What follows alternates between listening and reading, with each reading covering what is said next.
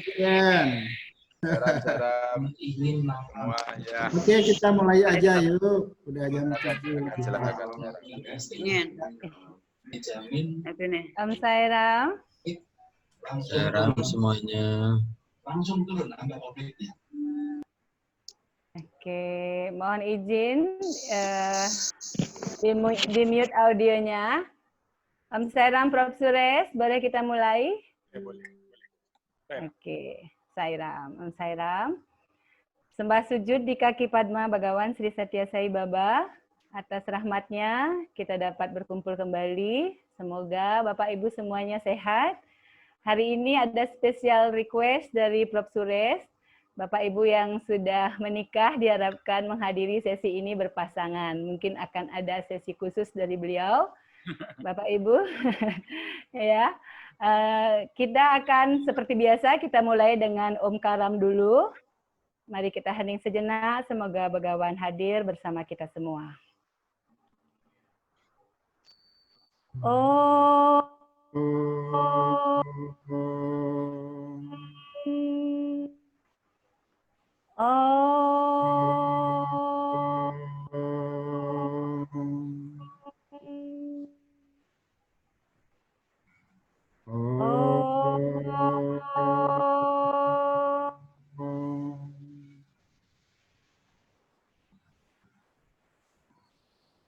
Terima kasih Bapak Ibu semuanya dan tentunya terima kasih banyak Prof. Suresh yang sangat bersemangat dan selalu sabar membimbing kita semua. Bapak Ibu semuanya pasti juga tidak sabar menunggu Rabu. Hari ini kita kalau dihitung mungkin jumlahnya 80-an karena berpasangan ya. Nah, spesial sesi malam ini di sesi yang ke-13. Kita berbahagia sekali sudah sampai 13 kali pertemuan kita. Mari kita langsung saja sambut Profesor Suresh Gowin, Om Sairam.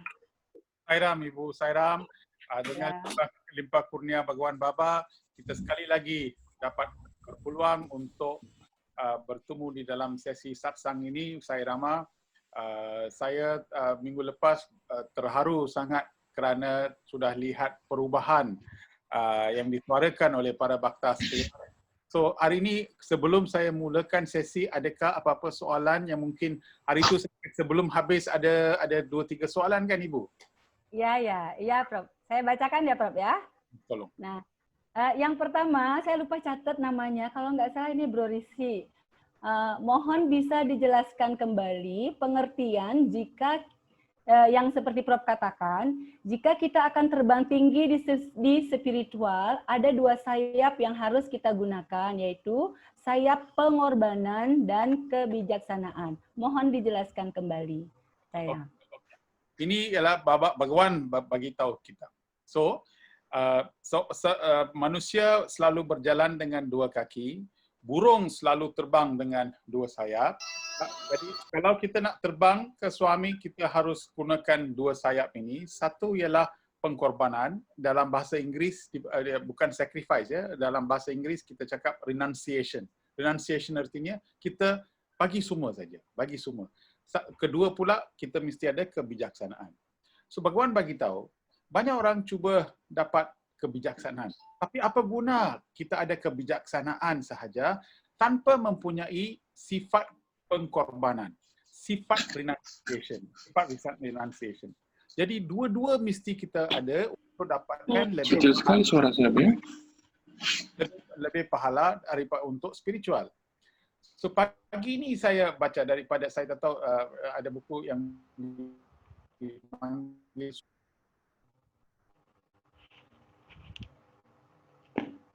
ini.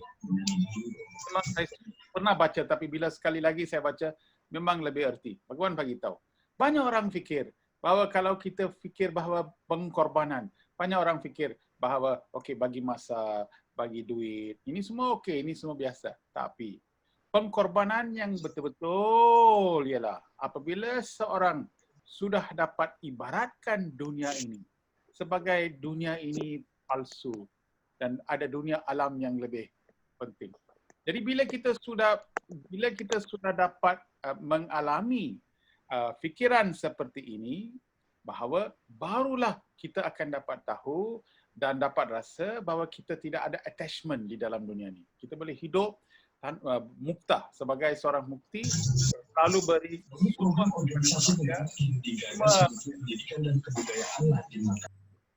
semua akan mengalami kebahagiaan dan kesenangan dalam hati. Jadi erti pengkorbanan ialah bukan just masa dan tenaga, tapi mengkorbankan apa? Idea apa? Bahawa dunia ini betul-betul punya dunia. Tidak betul. Dunia ini kerana sekejap saja kita hidup dan sekejap saja lepas itu kita akan mati. Kita akan meninggal. Jadi kita akan tinggalkan semua ini pada satu masa.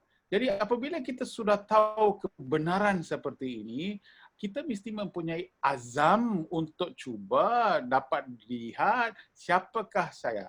Siapa sebenarnya Atma itu? Apakah yang kita harus buat untuk capai itu? Sebenarnya inilah apa artinya hidup dengan spiritual.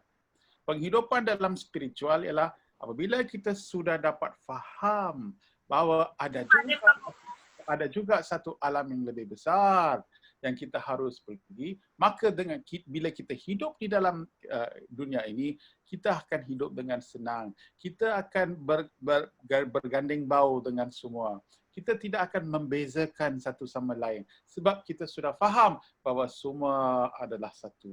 Jadi pemikiran seperti inilah yang kita harus adakan. So, apakah yang kita harus membuat pengkorbanan? Mengkorbankan perbezaan. Kita mesti mengkorbankan itu. Kita mesti mengkorbankan idea bahawa dia lain, saya lain. Itu mesti. Center itu lain, itu center ini lain.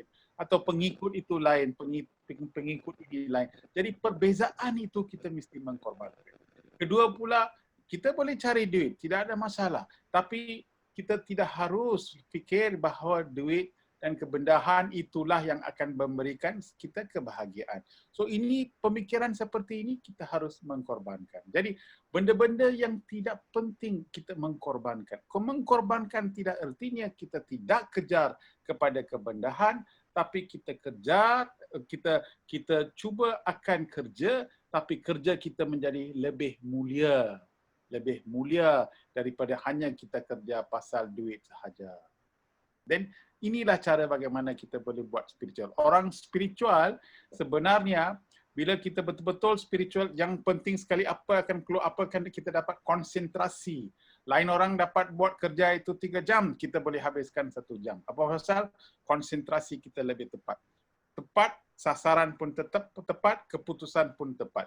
Orang seperti inilah apabila dia kerja di pejabat dan sebagainya, efisiensi dia begitu baik. Produktiviti dia begitu baik. Seorang spiritual tidak harus malas. So, apakah yang kita harus mengkorbankan? Kemalasan. Benda-benda seperti ini kita harus. Apabila kita korbankan semua benda ini, satu lagi sayap ialah kebijaksanaan akan keluar. Bila kita sudah keluarkan kebijaksanaan, lebih kebijaksanaan, maka kita akan hidup dengan lebih bahagia. Nah, inilah dia punya sebab inilah apa yang Bhagawan terangkan. Om Sairam, clear sekali Profesor. Tinggal kita melakukan seperti itu. Prof, masih ada 2 pertanyaan lagi, Sairam. Tolong. Iya, bentar saya. Ini pertanyaannya adalah teman saya sering sekali putus asa dengan suami, sering kecewa dengan suami. Bagaimana cara membantunya? Bagaimana saya menasihatinya yang baik? Apa arti itu putus asa? Give up with suami. Give up. Bhagawan bagi tahu dalam satu sesi suami bagi tahu, walaupun you give up saya, tapi saya tidak akan give up you. Walaupun you boleh lupa saya tidak akan lupa you. So, arti yang penting sekali, apabila kita give up, artinya mungkin kita memerlukan sesuatu dan sesuatu itu tidak diberi oleh suami, jadi kita marah dan sebagainya, jadi kita give up. Itu saja. Ataupun sesuatu yang kita betul-betul mau. Tapi dia tidak diberi, jadi maka kita jadi sedih, kita jadi risau, kita jadi marah, maka kita tidak akan menyambut suami. Jadi inilah cara bagaimana mungkin perkara itu boleh berlaku. Tapi yang penting, Om Sairam. Tapi apa yang penting sekali kita harus faham, bila kita sudah masuk flight, macam kalau daripada Jakarta mau naik kapal terbang datang ke Kuala Lumpur, kita pergi duduk atas kerusi dalam pakai itu seat belt, kita duduk saja. Apa pasal kita harap bahawa kita ada keyakinan bahawa pilot itu akan bawa kita ke Kuala Lumpur. Itu ialah keyakinan. Kita tidak akan pergi ketuk pintu pilot, tanya dia, pilot, pemandu, bolehkah you ada lesen ke? You ada kelayakan ke? Mengapa? Kita tidak tanya benda seperti itu. Apa pasal? Sebab kita mempunyai keyakinan. Jadi keyakinan merupakan satu aspek di mana apa-apa yang berlaku di dalam kehidupan kita, kita mesti faham bahawa semua ialah kurnia Tuhan. Inilah Bapa bagi tahu kita. Jadi apabila kita sudah dapat tahu apa-apa yang berlaku kepada kita, ini semua kita ibaratkan sebagai apa yang diberi oleh suami. Jadi kita just ambil sahaja. So, mengapa benda yang baik saja datang, oh ini suami beri.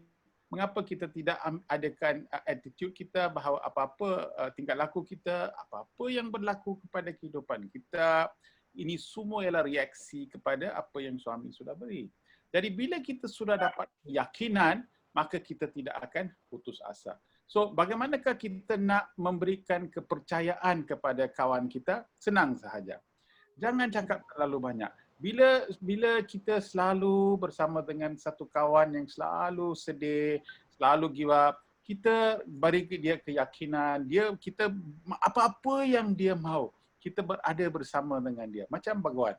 Kita tolong orang itu. Kita bila dia telefon, kita jawab. So semua apa yang berlaku di dalam kehidupan itu sebagai satu kawan, kita masih tolong, kita masih bersama dengan dia. Dengan kegembiraan, dengan muka kita yang begitu baik sekali. Apabila orang itu sudah lihat, you tahu tak, dalam semua kesusahan, saya selalu telefon you, saya selalu bergantung kepada you, selalu you bersama dengan saya. Then you bagi tahu. Pada masa itu, lepas sudah berapa bulan, you bagi tahu. Siapakah yang sebenarnya bersama you? You fikir Bhagawan tidak ada? Suamilah bersama dengan saya yang memberikan you idea, give you harapan, beri you azam, beri you ilham. Semua diberikan. Sayalah yang bagi apa yang dia suruh saya bagi. Itulah Bapa. So jangan putus asa. Jadi dengan berganding bahu, dengan memberikan pengalaman kasih sayang, dia akan dapat rasa bahawa Tuhan benar-benar bersama dia. So Bhagawan bagi tahu, my darshan will flow to you and through you to the world outside. Apa arti itu? Bahawa apa-apa yang berlaku di dalam dunia, sinaran suami akan pergi ke dunia melalui kita. Ini bukan macam wayang gambar bila kita lihat itu awan awan gerak dan tiba-tiba satu lampu daripada atas bersinar kepada kita, bukan macam itu. Jadi manusialah bersama-sama kita pada saat yang betul-betul diperlukan, kita belah yang memberikan panduan, kitalah yang memberikan azam, kitalah yang memberikan ilham dan sebagainya.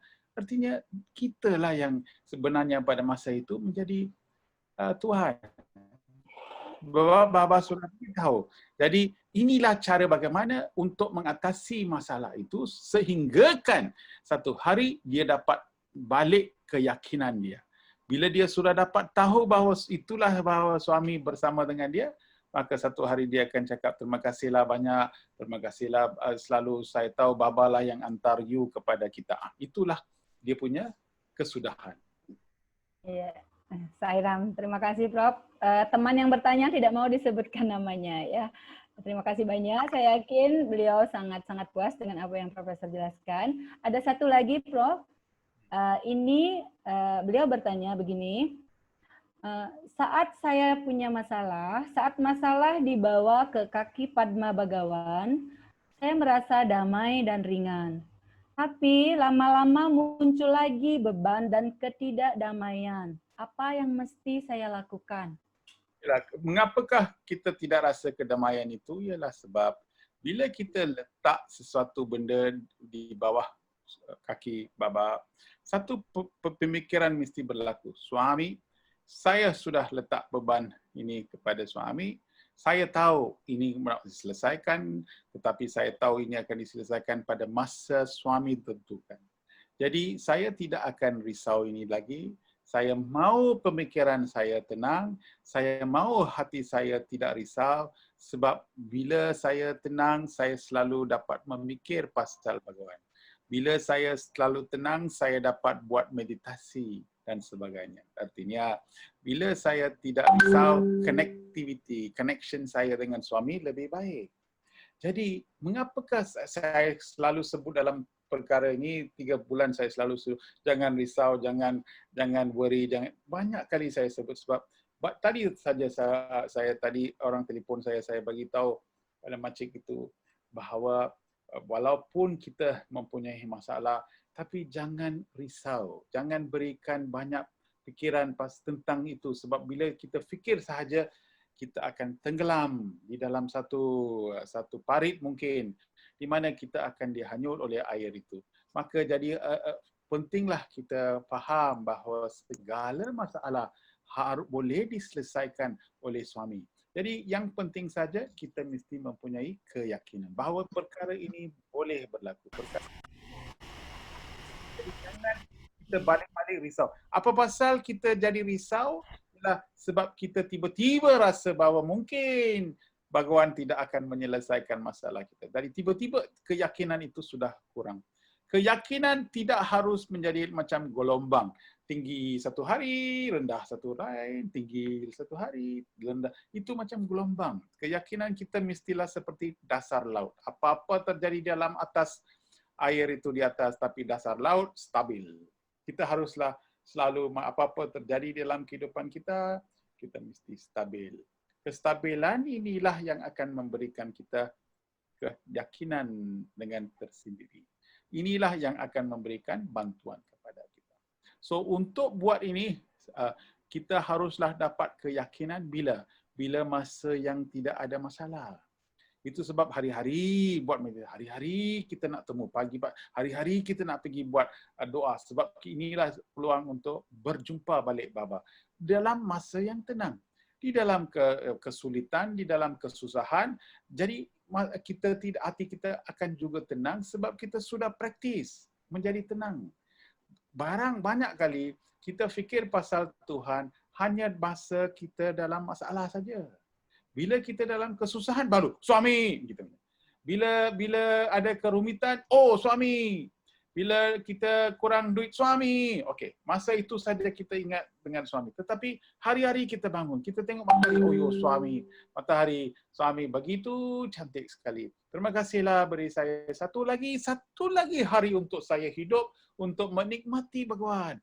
Oh suami, pagi ini saya jalan 2 km, 3 km, angin yang tiup itu begitu baik, begitu senang bila saya fikir, terima kasihlah suami berikan saya satu hari lagi untuk rasa Tuhan melalui angin yang tiup. Tiba-tiba saya tengok itu bunga begitu cantik. Tiba-tiba saya tengok satu burung atas bunga itu. Terima kasihlah Bhagawan bagi kita satu darshan, peluang untuk lihat kecantikanmu melalui bunga itu, kecantikanmu melalui burung itu. Jadi bila kita sudah buat connection macam ini, di dalam kesusahan pun kita tidak akan terlalu risau dan sebagainya. Jadi kita harus mempraktikkan pemikiran kita untuk menjadi stabil. Ya. Saya Prof. Tadi itu pertanyaan dari Bro Artayasa. Semoga beliau puas. Dan itu juga mewakili pertanyaan saya. Saya juga sering begitu, Prof. Sairam. Ya, kalau lagi sembahyang damai, lagi meditasi damai, tapi begitu keluar ketemu masalah resah lagi gitu. Saya juga begitu, Prof. Sebenarnya bila kita lihat balik orang-orang alim ya, mereka buat meditasi, mereka selalu kita lihat balik semua guru-guru. Di kehidupan mereka banyak masalah tahu. Dah Krishna. Krishna tengok dia punya bukan masalah ke dia. Daripada budak kecil, lahir pun lahir dalam penjara. Ibu lahir di mana? Hospital bukan? Ya, Prof. Mungkin waktu itu. Saya pun lahir di hospital. Semua para bakta sekalian mesti lahir. Tengok kita punya Krishna lahir dalam penjara. Dah lahir saja sudah kesusahan. Lahir saja dia ada satu uncle, pakcik yang mau bunuh dia. Adakah budak yang sudah lahir pakcik itu mau? Kemudian anak bapa dia harus bawa dia menyeberangi sungai, letak itu budak di atas di satu ibu yang lain, di depan seorang ibu lain. Banyak tahu dia banyak kesusahan Krishna hidup dalam hidup. Banyak masalah. Kerja kita accountant, kita doktor, kita lawyer. Tanya Bhagawan, kerja suami Krishna, apa you punya kerja? Dia cakap saya jaga kuda. Bila Arjuna pandu itu kuda, chariot, saya yang basuh itu kuda. Hari-hari saya basuh itu wheel. How you say wheel? Wheel is wheel. Kemauan. Saya roda ya. Saya kena roda. Saya kena basuh itu roda. Saya kena beri makanan kepada itu kuda. Beri makanan kepada kuda. Kerja sebagai ini dalam perang Mahabharata itu, dialah yang buat macam ini. Jadi kita lihat dia punya kehidupan banyak susah. Tetapi muka dia selalu senyum. Tidak ada apa-apa. Macam tidak ada banyak apa masalah. Artinya dalam kehidupan kita, bila kita sudah setuju nak hidup di dalam kehidupan, mesti ada masalah. Tetapi cara bagaimana kita menghadapi masalah, mestilah dengan muka yang tenang dan keyakinan yang besar. Kita pergi alih kepada Rama. Rama punya kehidupan, you ingat senang? Tidak. Rama punya, esok dia mau jadi raja. Bapa dia sudah, esok boleh jadi Raja Ayodhya. Terima kasih Bapa, esok saya raja. Tiba-tiba, esok hari, dia dipanggil. Apa? You kena pergi 14 tahun, kena pergi hutan, dalam hutan. Ayo, Rama. Semalam saya mau jadi raja, hari ini saya masuk ke hutan. Tetapi penting sekali kita mesti faham bahawa di dalam dua-dua situasi mindah dia di dalam satu alam yang selalu tapa. Nak pergi hutan, I pergi hutan. Nak jadi raja, I boleh jadi raja. Apa-apa pun tidak ada gelombang. Jadi di dalam semua kesukaran, di dalam semua kesulitan, kita mesti dapat faham bahawa apa-apa boleh jadi, tak kisah. Sebab apa yang terjadi kepada kita pun karma juga. Karma daripada kehidupan yang lama, ini semua jadi karma. Jadi Bhagawan dengan penuh kasih sayang memberikan kita kesulitan sini sana, tetapi dia tidak akan melepaskan tangan kita. Dia masih akan pegang tangan kita supaya kita boleh dapat sampai ke sana. Ini keyakinan kita mesti ada. Kalau kita sudah dapat keyakinan ini, hari-hari kita akan tenang. Hari-hari kita jangan fikir. Hari itu ada budak tanya saya, tanya pada saya, Prof, macam mana kalau kita macam mana kita ada masalah, bagaimanakah kita harus berfikir dan sebagainya. So saya bagi tahu dia, masalah boleh dibahagikan kepada banyak bahagian. Dua saja. Satu yang kita boleh kawal, satu yang kita tak boleh kawal. So you agihkan itu masalah kepada apa yang you boleh buat dan apa yang you tak boleh buat. Kalau you boleh bagikan masalah ini kepada dua kategori, senang sahaja. Masalah-masalah yang saya boleh mengatasinya, saya pergi buatlah. Buat apa saya mau fikir lagi? Kalau saya nak ambil telefon, tak panggil kepada orang yang berkenan, saya telefon sahaja. Tapi kalau ada masalah yang saya tak boleh buat apa-apa, saya ambil itu masalah dan masukkan ke dalam almari dan saya tutup. Jadi saya tak mau fikir pasal itu. Pemikiran kita haruslah selalu tenang. Jangan fikir pasal masalah. pada masa yang tentu keluarkan daripada almari itu masalah itu, lihat balik ada solusi, kita cari itu solusi. Inilah cara bagaimana kita harus menghadapi masalah kita. Spiritual artinya kita tahu bagaimana mengatasi masalah kita. Ya, Sairam. Jadi semangat, Sairam, Prof. Terima kasih. Semua pertanyaan sudah saya sampaikan. Sekarang saya persilakan, Prof. Kita balik kepada slide. Saya dengan slide ini saya akan kaitkan ini kepada sesi yang kita akan. Baik. Ya. Sairam, Sis Ayu. Ya. Boleh baca? Ya, oke, Prof. Saya baca. Seseorang, Om Sairam, tolong teman-teman, tolong bantu unmute kalau ada yang masih belum, tolong di-mute yang belum di-mute ya. Saya lanjut.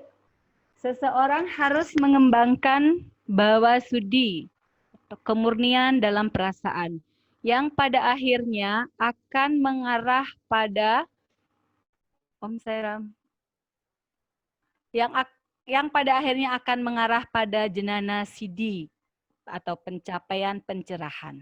Sairam. Ada dua perkara yang kita harus lihat. Baba bagi tahu kita teknologi. Apa tu? Bahawa apa yang kita mahu di dalam kehidupan, satu saja. Kita mahu jnana siddhi. Jnana siddhi artinya pencapaian, kita harus mencapai pencerahan yang sinaran itu kita harus capai hari ini, masa kita hidup. Kita tak payah datang balik kehidupan, hidupan yang next kehidupan. Kali ini kita hidup, kita harus habiskan kehidupan sini. So jnana siddhi artinya pencerahan. Jadi apakah artinya jnana siddhi lah? So segala apa yang kita nak rasa, kita rasa hati kita penuh, selalu fikir pasal Tuhan. Kita boleh lihat suami dalam semua orang. Kita boleh hidup dengan begitu aman dan damai. Kita punya selalu penglihatan kita pun begitu baik sekali. Jadi untuk mencapai jnana siddhi, kita mesti dapat merasa bhava syuddhi di dalam perasaan kita. Bhava syuddhi artinya perasaan. Selalu kita fikir bahawa semua orang haruslah baik. Bhava syuddhi lah kita selalu lepas bhajan kita cakap samasta loka sukhino bhavantu. Samasta loka artinya manusia semua di mana-mana, mana siapa-siapa you boleh hidup dengan aman dan damai. So dengan doa seperti ini ialah latihan untuk mendalamkan lagi apa tu? Bhava syuddhi. So bhava syuddhi artinya ialah apa-apa yang kita buat di dalam dunia, kita harus mempunyai perasaan yang murni. Selalu fikir kebaikan orang lain. Selalu fikir pasal negara. Selalu fikir pasal semua orang, bahawa semua orang harus. So, kita selalu ada sedikit makan, kita tanya, you makan tak? Belum, mari kita berkongsi. Itulah bhava syuddhi. Bhava syuddhi artinya selalu fikir pasal semua orang. So, bhava syuddhi artinya dalam mata kita pergi rumah orang besar, rumah orang lain. Rumah itu besar. Jadi kita lihat rumah besar itu, kita tidak rasa iri hati. Bahawa rumah kita selalu kecil tapi rumah kawan kita rumah besar. Jadi apa pasal dia rumah besar, mengapa saya rumah kecil? Okey, kita tidak akan bandingkan seperti ini. So bila kita masuk, kita lihat rumah besar, kita cakap kita ucap terima kasih kepada Tuhan kerana dia hidup dengan mewah, dia hidup dengan bahagia. Inilah bhava syuddhi, artinya bhava syuddhi. Siapa-siapa yang baik, kita Baba bagi tahu. Kalau satu orang datang, dia ada satu kaki saja, senang kita buat. Ayo, satu kaki saja. Ayo, tak makan. Di Malaysia kita cakap ini sindrom cicak, ya, sebab ini adalah bunyi cicak. Banyak orang buat bunyi cicak sekarang. Oh, sedihnya. Itu senang. Itu tidak ada masalah sebab kita selalu mempunyai keperimanusiaan, kita akan rasa macam tu. Tapi apa yang Bhagawan bagi tahu ialah kalau seorang sudah kahwin, Kalau kita lihat suami isteri dengan begitu baik sekali, kita lihat mereka gembira. Kita pun rasa gembira kerana lihat kegembiraan orang lain. Bhagawan bagi tahu, inilah artinya divine. Seorang nak jadi divine, kita haruslah rasa kegembiraan kita, kepuasan kita apabila kita lihat kegembiraan orang lain. You understand? That means we are happy because we see other people happy. Wow. So kita lihat orang pakai jam mahal. Kita lihat jam, wah cantiklah, baguslah. You ada itu jam. Okay, kita rasa baik. Kita rasa bahawa orang itu mempunyai sesuatu benda yang baik. So perasaan-perasaan seperti inilah dinamakan bawah syudi. Jadi bila kita selalu mempunyai bawah syudi seperti ini, kita akan dapatkan jnana siddhi. Itu aja. Jnana siddhi means enlightenment. Di dalam bilik saya bagi tahu bahawa saya ambil tangan suami dan letak atas kepala di dalam interview room. Saya letak atas kepala saya dan saya bagi tahu suami bagi tahu saya, apa you buat? Apa you buat? Dia cakap. Apa you buat? So baba cakap, saya cakap, suami saya mau jnana siddhi, ini siddhi saya mau. Saya mau jnana siddhi, bagi saya. So I letak tangan baba atas kepala saya. Baba cakap pada saya, jnana siddhi tak boleh diberi macam itu. Ini bukan bisnes saya bagi you ambil. You kena kerja untuk dia. So untuk dapatkan jnana siddhi, Bhagawan bagi tahu bahawa kita harus kerja. Kerja means work for it. We have to work hard for it. Tapas, buat meditasi, kita kena buat. Ini tak boleh buat instant macam tu. So dua-dua benda inilah yang akan bawa kita ke akhir, tempat yang akhir sekali. Tempat suci kita setelah kita meninggal. Tapi kita tidak harus tunggu sampai kita meninggal untuk dapatkan ini. Hari ini kita sudah buat keputusan bahawa saya akan hidup sebelum saya meninggal, saya mau capai ini jnana siddhi. You mesti mempunyai keinginan yang sangat untuk dapatkan jnana siddhi. Inilah yang tidak kadang-kadang kurang di dalam para bhakta, kadang-kadang banyak kerja, jadi kita keinginan itu untuk capai itu kadang-kadang bergelombang macam itu. Jadi selalu kita mesti fikir sebelum saya habiskan kehidupan saya di dalam dunia ini, saya mesti dapatkan jnana siddhi. Walaupun melalui baca buku, melalui tapas, melalui apapun, kita mau capai ini. Inilah satu keperluan yang seorang bhakta harus kita mesti ada. Inilah apa yang Baba bagi tahu kita di dalam semua wahini, inilah apa yang Bhagawan bagi tahu kita. Jadi ada apa-apa soalan? Ada Prof. Ada yang bertanya, Sairam Prof. Suresh, apakah kesalahan atau kekilapan atau kegelapan pikiran itu termasuk karma kita? Jika bukan karena karma, bagaimana cara memaafkan diri kita sendiri karena kita hilap atau kita telah atas apa yang telah kita perbuat? Ya. So Pak Daniel? Betul nggak? Apa? Sairam. Is our mistake when we do a mistake or we do intentionally a mistake or due to our situation when we do something wrong, is it part of our karma? If it is, how do we forgive ourselves? So, banyak perbuatan yang kita buat, hari-hari kita buat, kadang-kadang kita silap.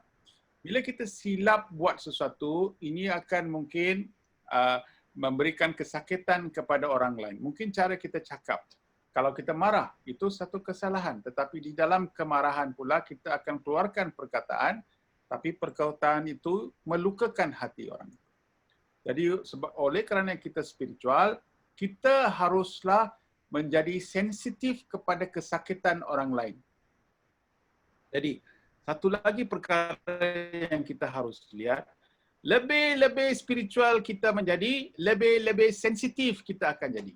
Sensitivity dengan spirituality ada kaitan. Itu pasal di orang-orang di atas. Di sini tiba-tiba kita jadi vegetarian. Apa pasal? Kita jadi sensitif. Apa pasal? Sebab di dalam binatang yang gerak itu ada insan dan ada kehidupan. Jadi saya tidak mau bunuh binatang lain untuk memberikan rezeki saya. Jadi sensitivity saya ialah saya hanya akan makan buah-buahan ataupun sayur-sayuran. So I'm a vegetarian. Tapi orang alim, lebih alim yang dulu atas Himalaya. Okey, mereka juga tidak akan makan sayur-sayuran. Mereka hanya makan nuts. Nuts, how you say in bahasa Indonesia? Kacang-kacangan. Kacang atau bawak tanah punya sedikit, dia makan macam itu. Jadi apa pasal dia tidak akan makan sayur? Sebab dia pun tahu dan rasa bahawa di dalam sayuran itu ada kehidupan, ada life. So lebih spiritual kita jadi lebih sensitif.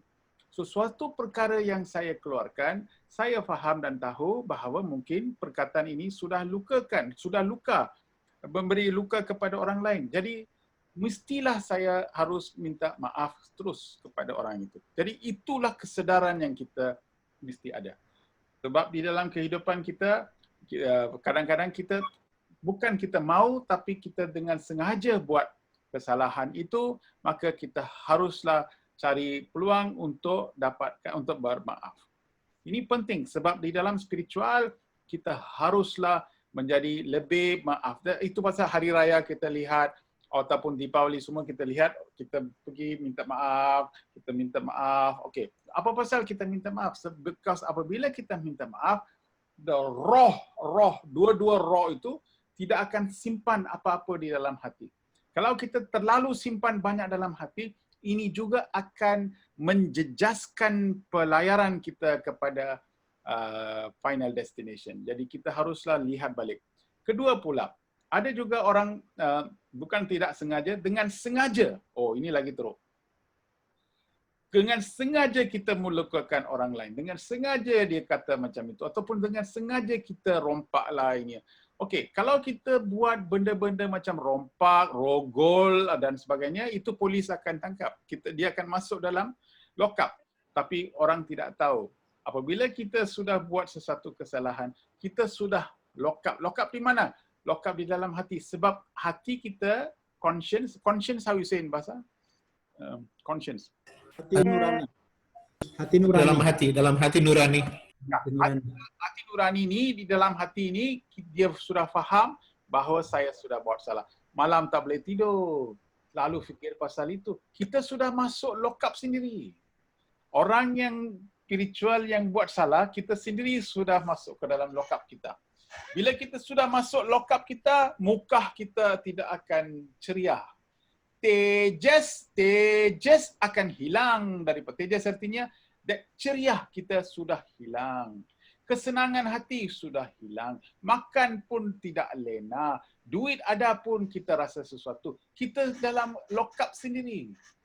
Jadi buat apa kita mau masuk lock up sendiri? Jadi terus kalau sudah buat salah, kita mengaku sajalah. Kita buat terima kasih, saya minta maaf lah, terima kasih, sorry ya, habis cerita. So suami isteri pun kalau ada bertengkar, kalau mau gaduh dan sebagainya, tapi sebelum tidur kita cakap, okeylah saya I love you, tak apa, jangan bertengkar, habis cerita. Jangan simpan itu tengkar sampai hati, tak mau cakap. Ada suami isteri gaduh 2-3 hari tak ada cakap tau. Tak mau cakap sini, tak mau cakap itu, duduk, tidur, tak mau cakap, selalu simpan semua dalam hati. Buat apa? Satu, okey tak apa, saya sudah. Lebih tinggi spiritual, lebih cepat dia maaf. Ini suami isteri mesti faham. Jadi kalau you sudah gaduh, bersama-sama sudah gaduh, siapa cakap sorry cepat, dia punya spiritual lebih tinggi.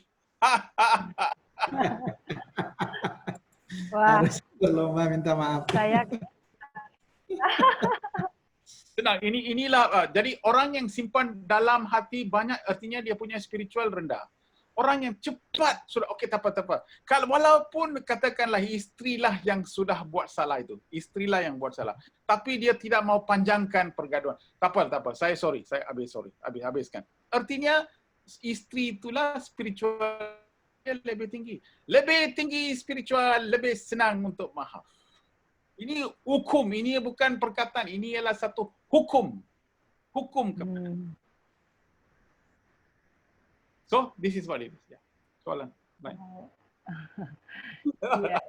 Hari ini kita semua orang mau minta maaf. Wah, bisa seru ini. Okey, Saya, terus oke, Prof. pergi ke slide yang Oke, ini pertanyaannya masih dilanjutkan ini, Prof. Ini tadi kelanjutan dari Brother Rusi. Jadi kita harus meminta maaf. Lalu bagaimana jika kesalahan kita tidak dimaafkan dan perasaan bersalah masih terus menempel di hati? kalau tidak dimaafkan, artinya kita tidak buat meditasi dengan kuat. Itu saja. Kalau Ya. orang itu, kalau kita minta maaf, dia tidak mau ambil kemaafan kita, artinya kita harus balik ke meditasi, bawa bagi sinaran, bagi cahaya yang begitu tinggi sekali, hari-hari buat, dalam 2 minggu, 3 minggu, 4 minggu, 1 hari dia akan senyum balik. Kalau dia tak senyum, artinya masih kita kena buat. Itu saja. Dunia akan berikan kita ampun. Kalau kita betul-betul taubat dan betul-betul kita faham bahawa kita sudah capai tahap itu.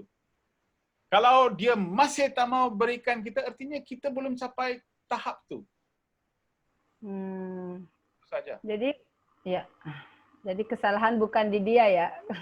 Saya masih kalau saya tidak dimaafkan, saya marah lagi. Maaf. Yang satu lagi hukum yang saya nak bagi tahu. Dunia ini bukan salah. Segala kesalahan punca daripada kita. Kalau kita selalu ditipu oleh orang, sebab kita punya sistem kita ini tidak murni. Itu pasal orang datang untuk tipu kita. Kalau kita hidup di dalam kehidupan, kita fikir apa-apa yang berlaku di dalam kehidupan kita ialah sebab saya punya pasal. Habis. Itu ialah satu pendapat yang kalau kita sudah dapat faham, maka artinya kita sudah capai. Apa-apa pun. Itu saya lihat anjing yang putih di depan selalu gigit orang, so saya selalu jalan, hari-hari saya jalan, saya mesti lalu itu. So saya bagi dia kasih sayang dalam meditation dan sebagainya, saya harap dia tidak akan datang gigit saya. Dia gigit orang lain tapi dia bagi saya lalu. Artinya saya mau tahu bolehkah saya boleh dapatkan kasih sayang dia. So sampai hari ini tidak gigit lah. Sairam. Oke, Prof. Terima kasih. Brother Rusi juga yang bertanya mengucapkan terima kasih dalam chat. Terima kasih banyak. Prof, pertanyaan sudah habis. Tidak ada lagi. Nah, yang berkaitan dengan apa yang kita akan buat sekejap. Okey, boleh baca ini? Oke. Keilahian termanifestasi dalam setiap makhluk hidup. Prinsip atma yang sama atau atma tattva tidak hanya ada pada manusia, tetapi ada pada setiap makhluk hidup di alam semesta. Tetapi seseorang harus memiliki hati yang murni dan tidak mementingkan diri sendiri untuk menyadari kebenaran ini. Untuk menyadari kebenaran ini, engkau harus terus-menerus merenungkan Tuhan. Dengan melakukan itu, hatimu menjadi murni dan damai. Saat engkau mencapai tahap itu, Tuhan pasti mewujud secara jelas di dalam dirimu. Okey. So, ini adalah satu wacana yang begitu kuat sekali. Dia bawa bagawan bagi tahu di dalam semua makhluk, semua ada atma. Jadi kita boleh rasa atma kita dengan senang saja. Saya bagi satu exercise sekarang dengan suami isteri kita boleh buat. So sekarang saya mau suami dengan isteri dua-dua mesti pegang pensel dan kertas. Ambil satu kertas, sampai dua-dua mesti pegang. Bukan pegang satu pensel, tapi masing-masing mesti pegang. Pensel ataupun paper. Okey. Ya. Kalau sudah sedia, bagi okey. Ya, sudah, Prof. Okey. Ini adalah exercise yang baik sekali sebab ini adalah satu yang kita boleh buat, tapi dengan hati yang murni. So saya mau suami tulis di kertas dia, saya cinta pada isteri, nama saya tidak tahu masing lah, saya cinta pada X, bagi 3 sebab. Mengapa you cinta pada isteri? Isteri pula tulis saya cinta suami saya, nama suami, saya cinta sebab 3 sebab saya cinta dia. Dan saya tidak mau, oh sebab dia sayang, dia macam itu. Saya tidak mau perkataan yang biasa. Oh dia sayang pada saya, dia macam itu. Bukan. You mesti tulis perkataan itu dan memberikan bukti mengapa you rasa dia buat macam itu. Kalaulah dia sayang, oh dalam saat macam itu, hari itu, dia selalu buat. Saya mau you tulis pengalaman you di dalam untuk memberi bukti bahawa 3 apa yang you tulis itu 5 minit kita habiskan. Ini 5 minit Kita buat dalam silent ya. Faham Semua faham? Ya, paham, Prof. Bapak Ibu, kita diberi waktu 5 menit untuk mengungkapkan perasaan kita kepada pasangan kita, kenapa kita harus sayang pada pasangan kita, Sairam. Jangan bagi tahu jangan dua-dua harus tidak cakap kepada satu sama lain. You mesti lihat hati sendiri, lihat betul bahawa apa yang dan daripada hati kita mesti tulis. Jangan tulis untuk untuk dilihat baik oleh orang lain. Yang jujur-jujur ya, kita mesti jujur mengungkapkan apa isi hati kita, tapi saat menulis suami atau istri kita tidak mengetahui apa yang kita tulis. Tulis kepada suami dan istri masing-masing, bukan orang lain. Ya. Ya.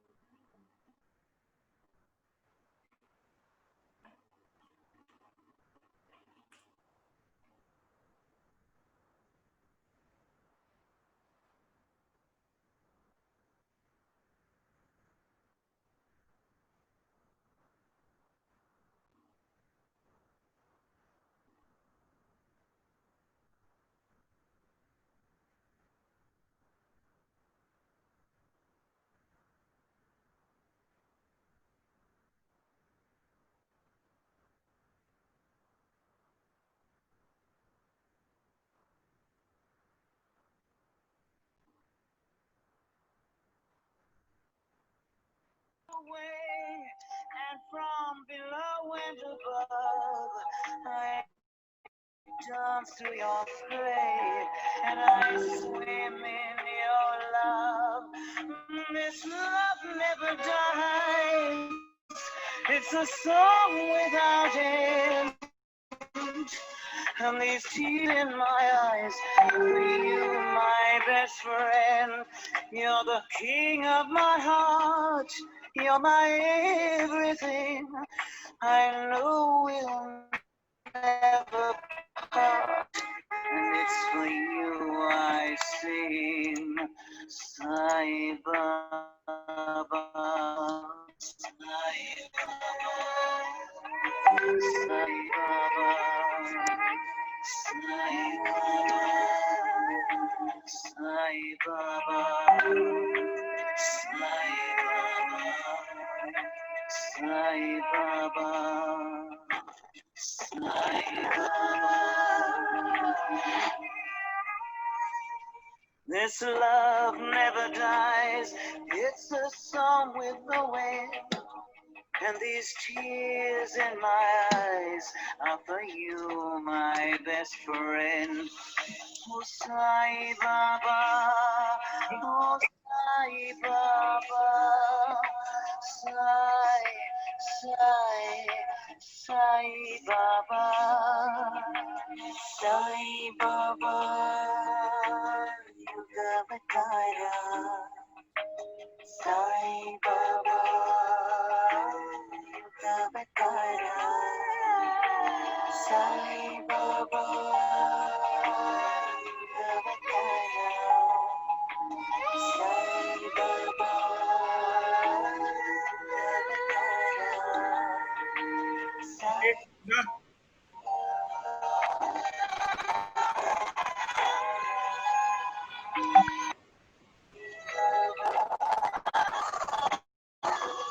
Sudah. Sairam, sudah. Sudah, okey. Sudah, alright. Alright. Sudah, okey, bagus. So sekarang ini adalah satu peluang. Okey, kadang banyak kali suami isteri kita jarang cakap kita terlalu sibuk. Kita datang lambat, mungkin ya, so isteri kerja di rumah. Dan biasanya lepas kita sudah kahwin, kita jarang meluangkan perasaan dan seperti itu. So saya mau sekarang suami harus lihat mata bila kita cakap kepada isteri, kita harus lihat mata. Okey, apa maksud kita harus lihat mata? Ialah mata adalah tempat di mana kita boleh lihat, melalui mata itu kita boleh lihat roh kita. Ini adalah window, ini adalah jendela kepada roh. Itu sebab kalau kita nak cakap sesuatu yang benar, kita tidak boleh cakap atau kalau kita nak cakap sesuatu yang tidak benar, kita tidak boleh pandang kepada mata dan cakap. Sebab apa? Dari mata itu roh. Dia tahu ini sudah satu tipu yang saya jadi harus kita elakkan daripada mata. Tapi kalau kita nak cakap dengan sesuatu yang baik, kita harus lihat kepada mata itu. Jadi suami mesti lihat kepada mata ibu, pandang mata dia, dan dengan penuh kasih sayang, you bagi tahu pada isteri mengapakah you cinta you. So sebut 3 perkara ini dengan perlahan dan berikan dia bukti mengapa you cakap seperti itu. Dalam keadaan-keadaan dan situasi itu, meluangkan perasaan dan cakap dengan betul kepada isteri mengapa you suka kepada, cinta kepada dia. 3 perkara yang you suka. Lepas you sudah cakap kepada isteri, dan kemudian ibu itu akan lihat kepada dalam mata suami dan juga akan cakap 3 benda dengan perlahan-lahan. Dan kalau ingin mengambil masa, dan ambillah sedikit lebih masa lagi. Tapi ini adalah satu peluang untuk memberikan kurnia, untuk memberikan syukur kerana bersama dengan kita. Di dalam suami dan di dalam isteri ialah roh. Ini ialah, di sinilah atma kita. Kalau kita tidak tahu sanjung, kita tidak boleh hormat, kita tidak boleh sayang kepada atma suami kita atau atma isteri kita, macam mana kita boleh mengenali atma lain? So inilah satu cara, sebab sudah hidup dengan lebih banyak lagi. Jadi inilah cara kita dapat berkongsi perasaan. Inilah cara bagaimana kita boleh dapat bhawa syuddhi. Inilah artinya bhawa syuddhi. Dengan bhawa yang begitu syuddhi kita cakap perkataan ini supaya dapat meningkatkan perasaan kasih sayang. Dan lepas you cakap, dua orang cakap, dan you peluk bagi satu peluk kepada suami isteri dan bagi saya. Macam tu. Okay? So kita akan jangan pakai pasang muzik lembut dan kemudian kita biar lagi 5 minit atau 10 minit untuk memberikan peluang suami isteri berkongsi. Sudah faham? Semua faham? Ya. Okey. Ya, paham, Prof. Silakan Bapak Ibu di rumah masing-masing menerapkan apa yang Profesor sudah sampaikan.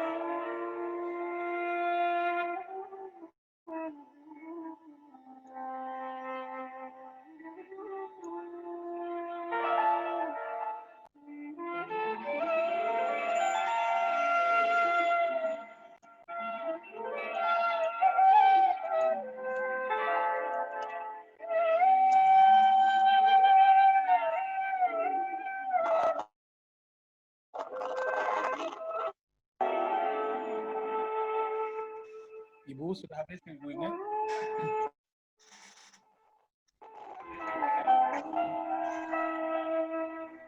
Om Saira. Salam. Om Saira. Tanya kalau habis tak habis. Oh, Om masalah. Saira. Om Saira. Om Saira. Ya, Saira. Sudah habis? Sudah, Prof. Sudah, okey, bagus.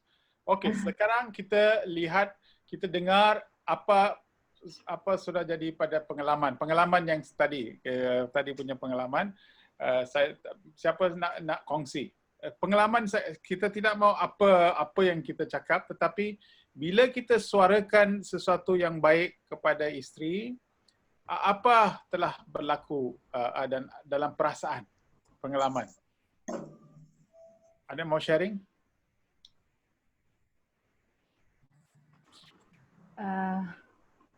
Sairam. Prof sudah. Sairam. Di chat banyak juga yang sudah sharing, Prof. Boleh ini, iya. Ini momen mengharukan. Saya sempat hilang koneksi sebentar, jadi ada beberapa chat yang hilang. Saya bacakan yang saya dapat baca. Ini dari Pak Dewo Ketut Merte. Beliau bilang, I love you to istrinya. Kemudian beliau merasakan istrinya sangat sayang kepadanya. Ada hal-hal kecil, masalah kecil tapi bisa kompromi. Jadi saling melengkapi dan saling mengasihi. Itu dari Pak Dewo Ketut Merte. Kemudian dari Pak Gede Somantika, beliau bilang sangat sayang pada istri karena istrinya selalu penuh pengertian, baik dalam suka maupun duka, walaupun pernah ada sedikit gesekan tapi selalu bisa diatasi.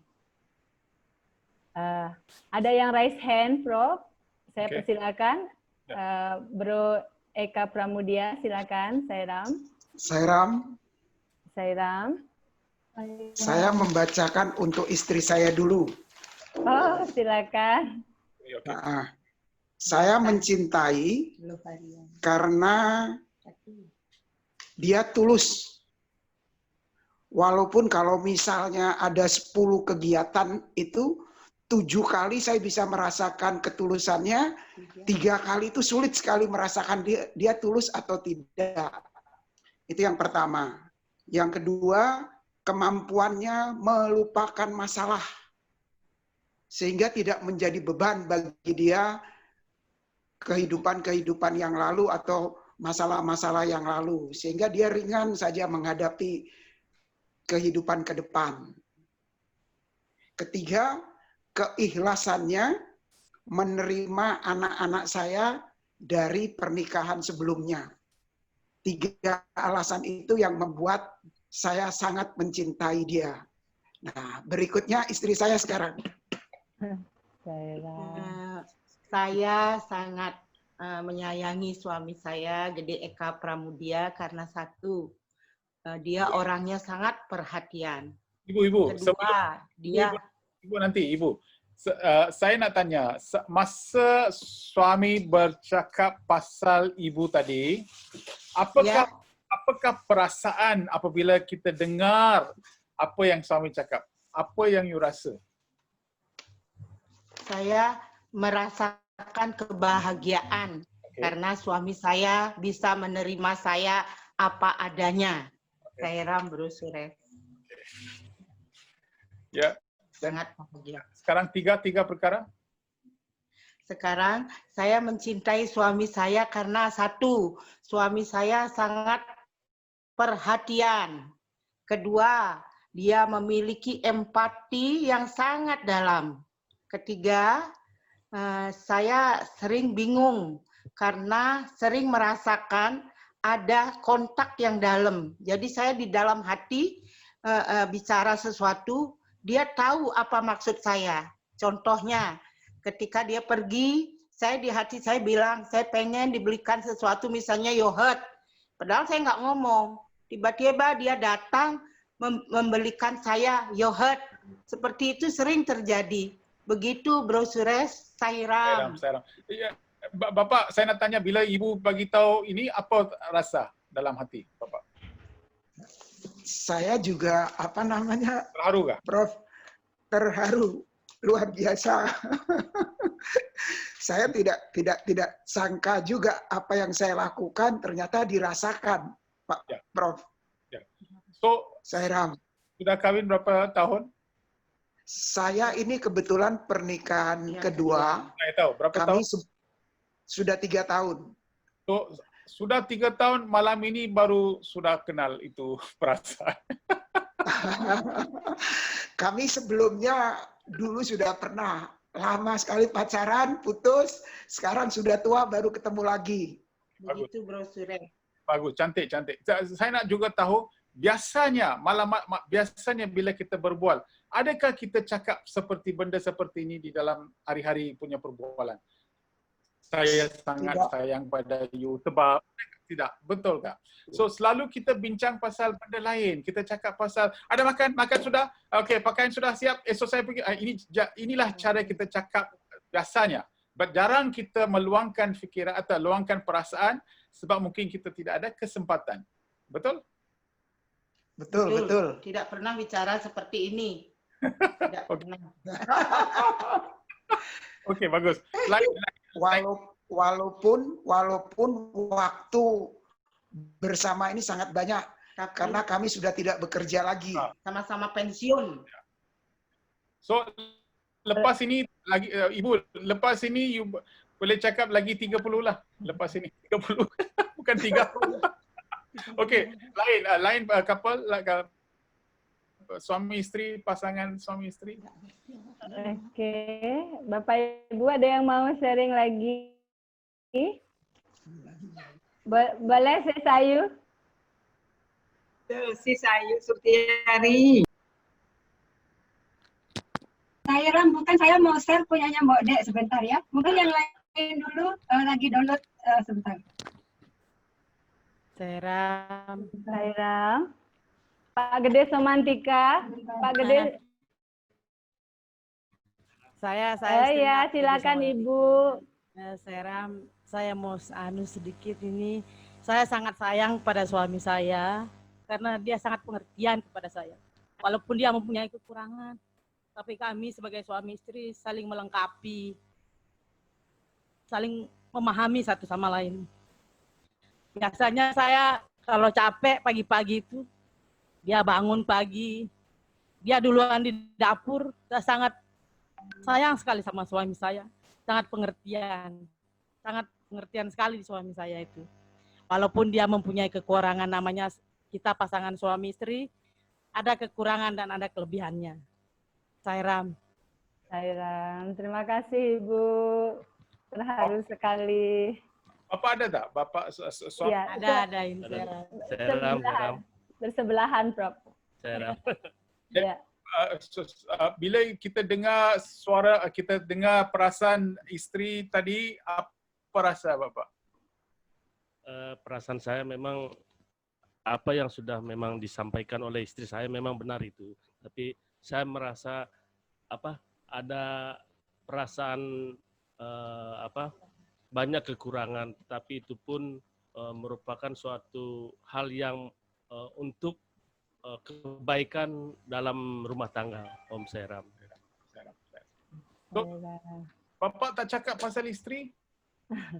Tadi ada beliau tulis di chat. Saya sudah tulis, oke, baik, bagus. Ya, oke, Sairam. Siapa lagi? Ini, saya share punyanya Mbak Dek. Yang Sister Sumarini. Saya Mbak Sister Sumarini baca. Satu buku sudah tulis, ya? Iya. Novel. Kelihatan nggak Mbak Dek? Wah, ayo buka rahasia kami. Baca, siapa tulis ini, suami ke istri? Saya, istri, Sairam. Oke, sekarang baca kepada suami lah, you baca ini kepada suami. Oke, Sairam. Sayang, I love you. Seperti yang sering saya sampaikan. You are the greatest gift from suami. Thank you for your love, caring, and your understanding toward me. Thank you for everything. You are my spiritual teacher. You are my friend. You are my true partner who always guide me to be closer to Swami. My Swami always guide us. Yes, Sairam. Sairam. Sekarang suami dengar apa yang istri cakap, apa you rasa? Sairam. Saya terharu. Saya sangat bahagia. Ya, sebenarnya kami cukup sering berbicara seperti ini, saling mengungkapkan perasaan, Jadi walaupun di sela-sela kesibukan memang kami sempatkan juga untuk mengungkapkan rasa. Oke, cantik, bagus. Terima kasih. Brother Danish ada nggak sini? Sairam.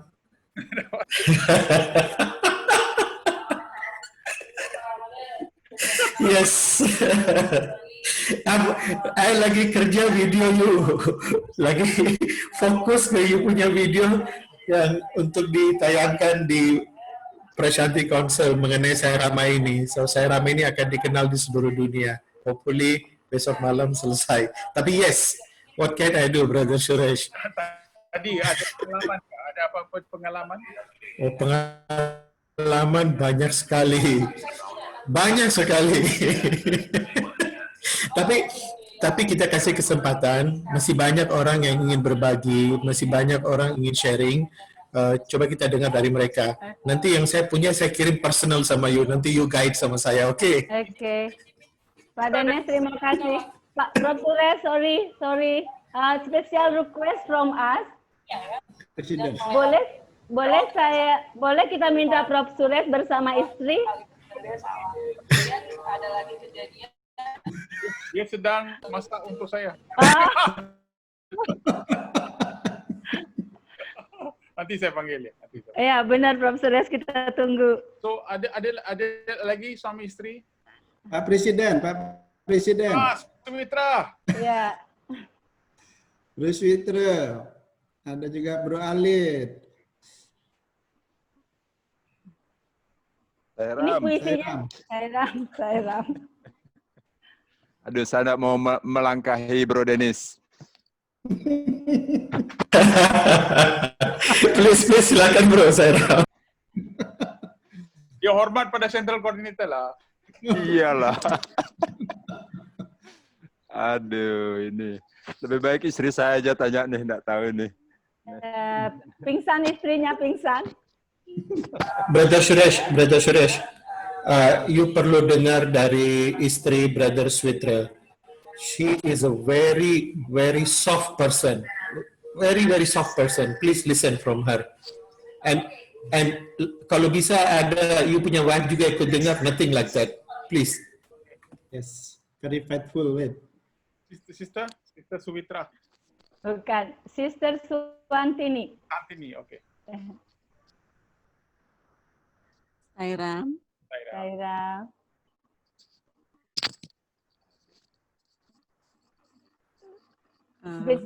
Speechless. Saya bingung, saya harus mulai dari mana. Sairam Madrasah. Sairam Madrasah. Seadanya aja, sister. Keluarkan secara tanpa beban. Biarkan mengalir, sister. Sairam. Ya, Sairam. Terima kasih sebelumnya.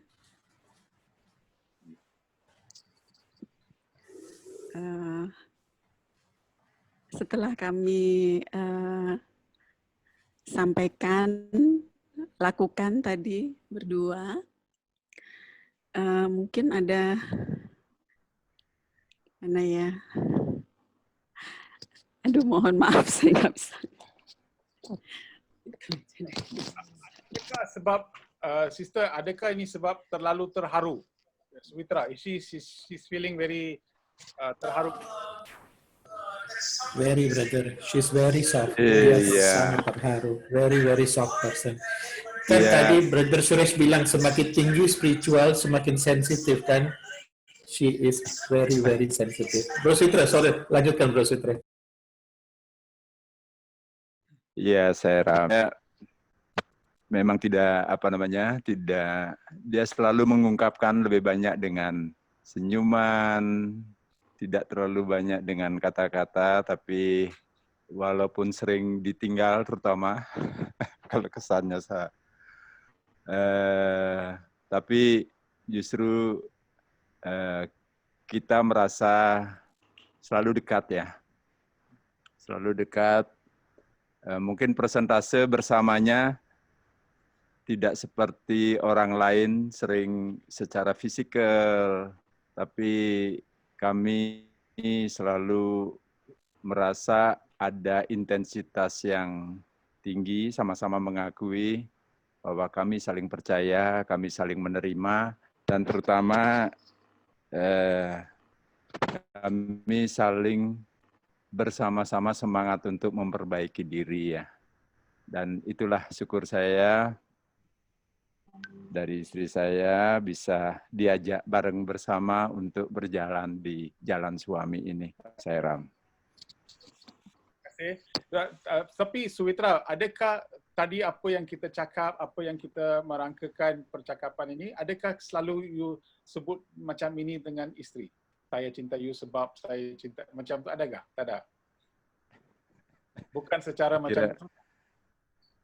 Ya, memang karena ya keseharian sih kami coba mengungkapkan ya, tapi walaupun mungkin tidak terbiasa dengan selalu kata cinta, tapi dengan senyuman, dengan dengan ini itu yang kami ungkapkan ya.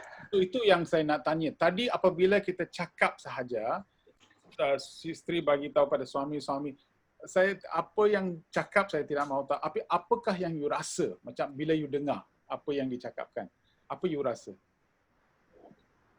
Ya, syukur dan bahagia sekali. Syukur dan bahagia sekali. Okay. So, satu syukur dan bahagia.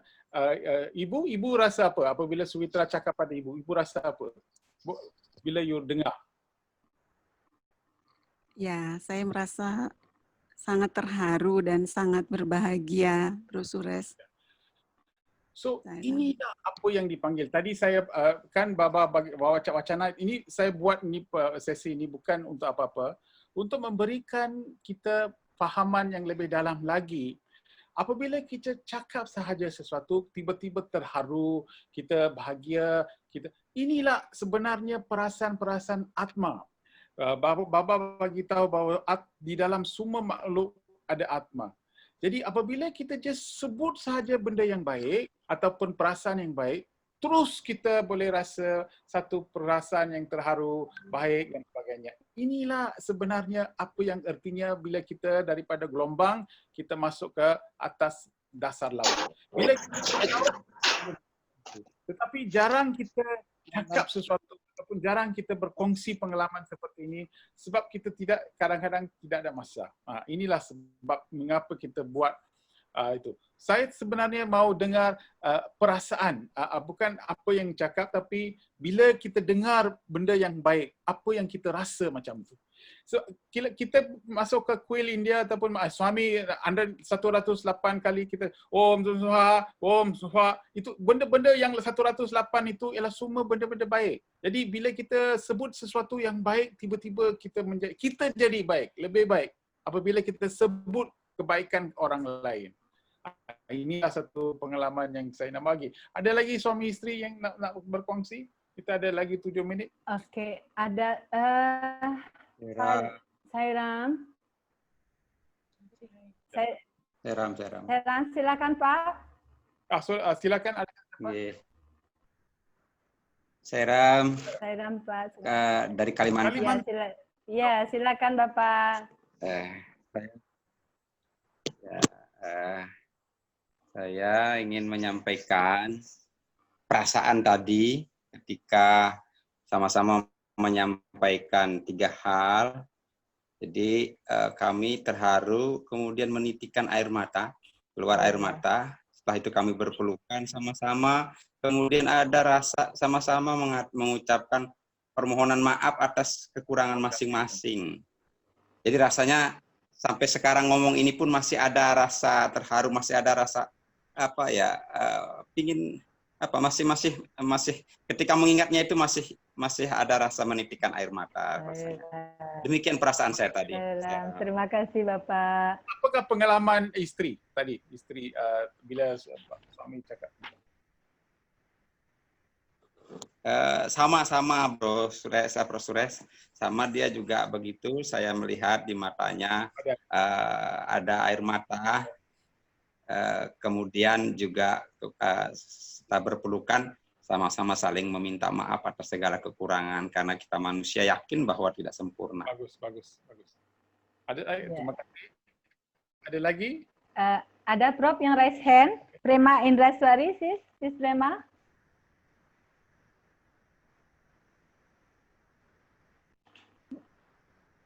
Terima kasih sekali lagi untuk Bapak dan Ibu Niloratsini ya. Prema Indraswari, Sister Prema, silakan. Tadi raise hand. Oke, sambil menunggu, boleh kita panggil Bro Purwanta. Bro Purwanta. Sairam. Inilah istri saya. Sairam Sister. Sairam. Happy to see you. Wah, Sister, terima kasih banyak. Kita ambil banyak waktu Prof. Suresh bersama kami. Semua karena Sister. Kalau Sister nggak kasih izin, Prof. Suresh nggak datang ke kita. Terima kasih banyak, Sairam.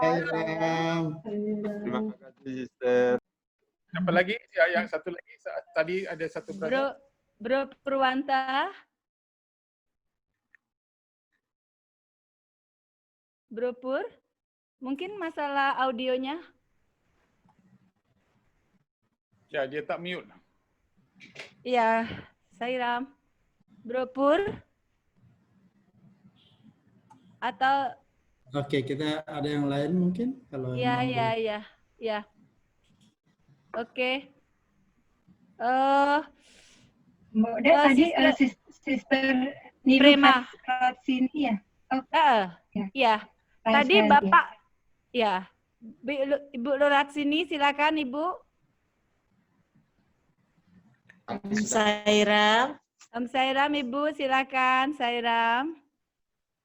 Tadi sudah sama bapaknya tadi. Iya, tadi ini Sister Ayu tadi remind lagi. Terima kasih Ibu. Oke, Sairam. Semua. Sairam, Bro Yoga.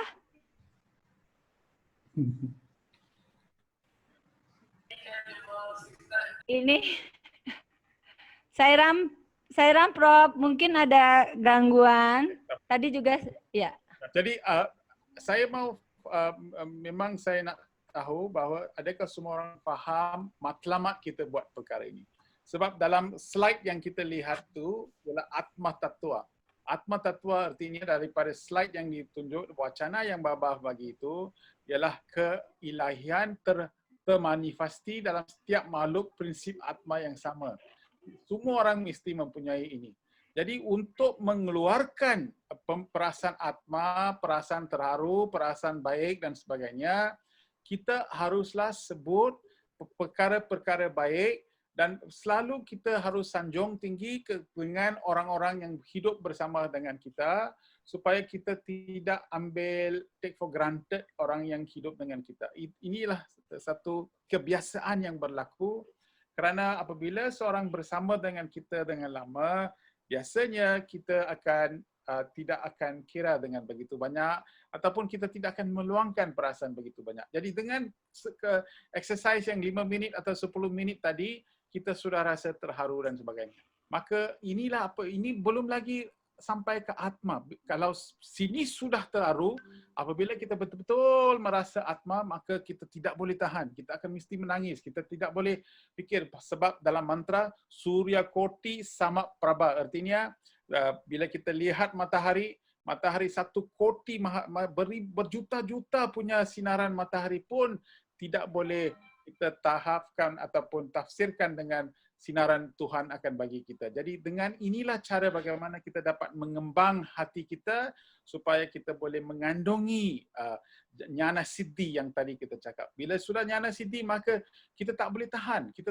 Ada orang tiba-tiba tak boleh fikir, terharu sangat, terlalu terharu. Itulah sensasi meditasi nanti. Jadi untuk mengorientasikan kepada sesi yang Atma yang tinggi, inilah pelatihan-latihan yang kecil supaya kita dapat rasa apa yang sebenarnya. Kalau ini pun tidak boleh capai, ini pun tak boleh buat, maka macam mana boleh sampai ke sana? Inilah sebab inilah saya nak just bagi you satu pengalaman sahaja. Ya. Ada apa soalan yang nak tanya? Saat ini belum masuk pertanyaan, Prof. Okay. Ya. So sekarang sudah jadi 9.30. Iya. Saya nak tanya, adakah you rasa manfaat? Jadi tadi you cakap, okay, satu perkara saja yang saya mau tahu. Bila kita cakap, adakah you rasa manfaat? Adakah you ada benefit yang you tadi exercise yang you buat tu? Ada kelebihan tak? Untuk saya pribadi ada. Bapak Ibu yang lain boleh sharing manfaat dari latihan tadi yang diberikan, Prof. Suresh? Boleh minta tolong Pak Anuraga? Berada Anuraga, sharing? Sairam, Bapak? Sairam. Sairam, Bapak. Sairam. Saya kira manfaatnya besar sekali, Bro Suresh. Saya sudah bersama-sama selama 40 tahun. Setiap kali mengucapkan seperti ini, re-energizer yang luar biasa, Bro. Thank you. Thank you. Ini akan selalu mengingatkan. Ya. Bagus. Ya. Terima kasih, Bapak Sairam. Terima kasih. Lain? Ada lagi manfaatnya? Ashok ada nggak? Ashok sudah balik? Ada tadi, Bro Ashok ada. Sairam, Bro. Tadi jujur aja, praktek yang diminta oleh Bro Suresh, saya nggak lakukan. Karena jujurnya saya setiap hari melakukan itu. Bro, I feel this is a practice that without saying, I do every day before sleeping, and I feel that's jadi kita sebelum tidur pastikan saya selalu membilang sama istri bahwa kita sudah bersama dan ini adalah waktu yang bukan main, hari ini kita melewatkan bersama, dan sebelum kita tidur pasti kita rangkul dan kita tidur. Bagus. Itu satu contoh yang saya merasa kita harus patut lakukan setiap kali. Oke. Sairam. Bukan dengan istri sahaja atau suami, dengan anak-anak pun selalu kita. Ya. Selalu pasti anak-anak nomor satu, Pak. Baru kita ke kamar setelah itu. Sebab apa tahu? Kadang-kadang bila kita cakap dengan anak kita hanya sudah belajar, sudah bila exam, okey baca betul, okey ini 3-4 perkara saja kita sebut. Tapi jarang kita cakap, oh saya sayang pada you sebab itu yang kadang-kadang anak mau dengar itu, tapi kita jarang cakap. Anak saya umur 18 sama umur 20. Sampai hari ini saya mendengar dari mereka bilang ke saya, I love you Papa, I love you Mama. Dan saya ingat saya sendiri waktu seumur itu belum pernah mengatakan itu kepada orang tua saya. Mungkin karena bukan karakternya dulu ya. Tapi dengan sendirinya anak-anak selalu ke saya bilang, I love you Papa, I love you Mama. Ada satu kebiasaan dan saya rasa ini sangat murni banget ya. Pure gitu. So, apa yang Ashok cakap begitu tepat, begitu betul sekali, sebab orang spiritual bila kita daripada esok, bila kita masuk pejabat, bila kita masuk kerja, mana sekolah, apa-apa, selalu mulut kita harus 3 atau 4 orang kita mesti cakap, hey, very good, how are you? Fantastic, you look good. Perkara yang baik, kita sebutkan perkara yang baik, hari-hari kita latihkan, maka mulut kita tidak akan mau cakap pasal benda yang tak baik. So ini satu latihan yang kita buat sebab kita pun ada atma, dan atma itu ialah baik. Dan selalu kita latihkan, buat latihan seperti ini akan memberikan pendedahan ini kepada atma. Ya. Sairam. Profesor. Berpura-pura kalah. Enggak pura-pura. Udah janji saya enggak pura-pura.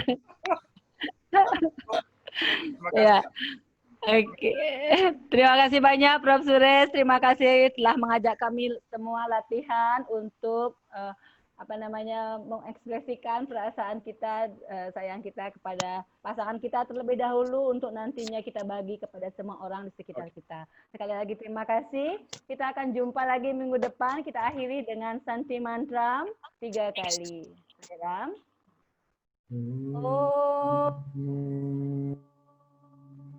Santi,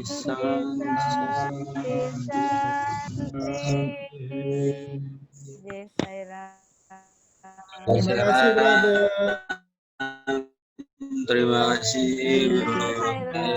Profesor Suresh. Terima kasih, Prof. Suresh. Ram, thank you, brother. We are very happy to see your wife, Prof. Suresh.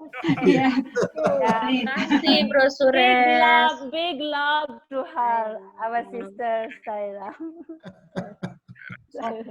Saira. Terima kasih Bapak Ibu semuanya. Terima kasih. Minggu depan Profesor Suresh akan datang lagi dengan lebih semangat. Ya, Terima kasih.